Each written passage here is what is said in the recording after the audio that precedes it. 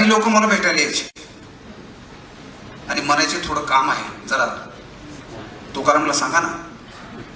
म्हटलं कसं काम आहे? खरं आहे का? हो खरं आहे. मग तुम्ही जो भेटला तरी होतंय तुमचं काम, सांगायची गरज नाही. फार फार तर भेट होत नसेल तर मी तेवढी व्यवस्था करू शकतो की XYZ येत आहेत, त्यांना त्यांचं ऐकून घे. काय नाही पण ते जरा थोडं अवघड आहे. म्हटलं मी असे काम काही सांगत नाही. मला काय म्हणायचे, तुमच्यामुळे तर तो आहेच झालाय. समाजामध्ये फार काळजीपूर्वक राहावं लागतं. उचकून देण्याचे प्रकार फार होतात आणि मित्रामित्रामध्ये कुटुंबामध्ये कलह तयार होतो. याचं भान आपल्याला ठेवलं पाहिजे. जसे चार्वाक प्रत्येक गोष्ट अनालिसिस करायची, अनालिसिस केलं पाहिजे. वाय इथून मी एखादी गोष्ट सांगितली तर का सांगितली, त्याचा माझ्यावर काही फरक पडला नाही. दुसरी एक घटना आहे. आता ते नंतर माझे मित्र होते. तुकाराम त्यावेळेस नवी मुंबईला कमिशनर होता. नंतर ते केंद्रामध्ये राज्यमंत्री पण झाले. त्यांचे मित्र होते मुंबईला एक बिल्डर. त्याच काहीतरी 20 कोटीचं काम तुकारामने रद्द करून टाकलं होतं. मला त्यांचा फोन आला, जरा काम आहे. म्हटलं ठीक आहे. त्यावेळेस मी मुंबईतच होतो. मंत्रालयात या म्हणजे गेलो.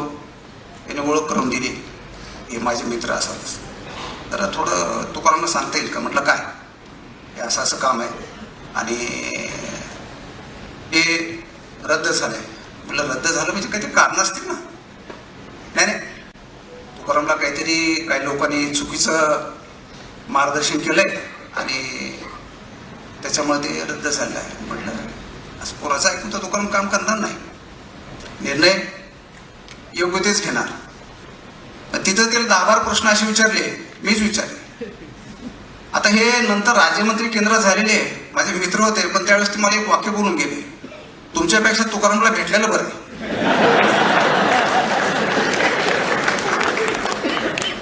आता आपण ठरवलं पाहिजे, ठरवता यायला पाहिजे काय सांगायचं आणि काय नाही. मला माहिती आहे तुकाराम काय करतो, मला पक्का माहिती. चुकीचं काय करणार नाही आणि ते चुकीचं असले म्हणून हे लोक माझ्याकडे येतात. एका तास सांगितलं की तुमचा काय उपयोग? आमचं एक काम करत नाही आणि तुम्ही आयत झालात काय आणि डेप्युटी कलेक्टर झालात, उपयोग काय आम्हाला? हे पण प्रकार होतात. आणि काय फरक पडतो? तुम्ही नाही पैसे खाल्ले तरी खालचे खातात ना.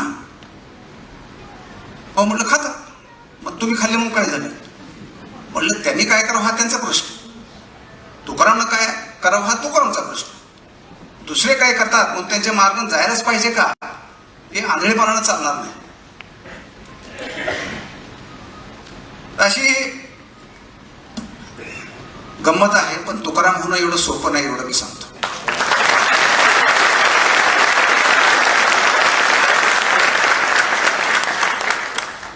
त्याच्या वेदना त्रास मी जवळून पाहत आलेलो आहे आणि त्याचा त्रास मला जेवढा कळेल तेवढा दुसऱ्या कोणालाही कळणार नाही.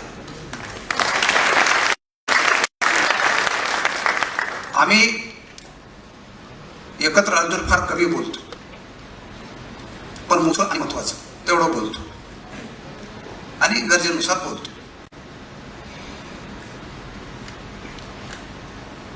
ही अशी त्याची कारकीर्द चालतच राहणार आहे. हे जे पुस्तक आहे याच्यामध्ये बऱ्याच ते दणका आहे, याच्यामध्ये अगदी बऱ्यापैकी आहे. पण स्ट्रगल आणि त्रास काय असतो त्याच्यात तुम्हाला कळेल. या पुस्तक वाचून आपण त्याच्या हळूहळू पाठीमागे जाण्याचा प्रयत्न करावा आणि शफी पठाण, इरा प्रकाशनचे, तांदळे फॅमिली, जे साहित्यिक पठारे साहेब, सर्वपरिचित आपले खांडेकर साहेब यांनी त्यांचा अमोल वेळ दिला.